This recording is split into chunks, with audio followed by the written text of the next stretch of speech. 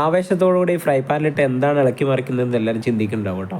ശരിക്കും ഇത് വേറെ ഒന്നുമല്ല, ചെറിയുള്ളിയും പച്ചമുളകും ഇഞ്ചിയും വെളുത്തുള്ളിയാണ് കേട്ടോ. വെളിച്ചെണ്ണയിലാണ് വാട്ടുന്നത്. ഇതിലേക്ക് കുറച്ച് മഞ്ഞൾപ്പൊടിയും മുളക് പൊടിയും മല്ലിപ്പൊടിയും കാശ്മീരി ചില്ലി പൗഡറും ഉപ്പും ചേർക്കുന്നതോട് കൂടിയിട്ട് ഈ പരിപാടി വേറൊരു തിരിവിലേക്ക് പോവുകയാണ് കേട്ടോ. വേറെ ഒന്നുമല്ല നമ്മൾ ഉണ്ടാക്കുന്നത്, ഒരു ട്രാവൻകൂർ ഫിഷ് തലക്കറിയാണ് കേട്ടോ ഉണ്ടാക്കുന്നത്. അതിലേക്ക് ആവശ്യത്തിന് വെള്ളം ചേർക്കണം. വെള്ളം ചേർത്ത് കഴിഞ്ഞാൽ ഈ മസാല ഒന്ന് വറന്ന് വരുമ്പോഴാണ് വെള്ളം ചേർക്കേണ്ടത്. വെള്ളം ഒന്ന് തിളച്ച് തുടങ്ങുമ്പോൾ അതിലേക്ക് നമ്മുടെ ഫിഷിൻ്റെ തല കട്ട് ചെയ്ത് വെച്ചതുണ്ടാവും കേട്ടോ. ഇവിടെ നമ്മൾ എടുത്തിരിക്കുന്ന വറ്റയുടെ തലയാണ് കേട്ടോ, അത് ചെറിയ തലയാണ്. അതിട്ടിട്ടാണ് ഉണ്ടാക്കണത്. ഈ വെള്ളം ഒന്ന് തിളച്ച് വരുമ്പോൾ അതിൻ്റെ അകത്തേക്ക് നല്ല 2-3 കുടംപുളി ഇട്ട് വെച്ച് ഒന്നും കൂടി ഒന്ന് തിളയ്ക്കാൻ വിടണം. കുറച്ച് കറിവേപ്പിലയും കൂടി കൊടുത്തിട്ട് നന്നായിട്ട് ഇതൊന്ന് വേവാൻ വിടണം കേട്ടോ.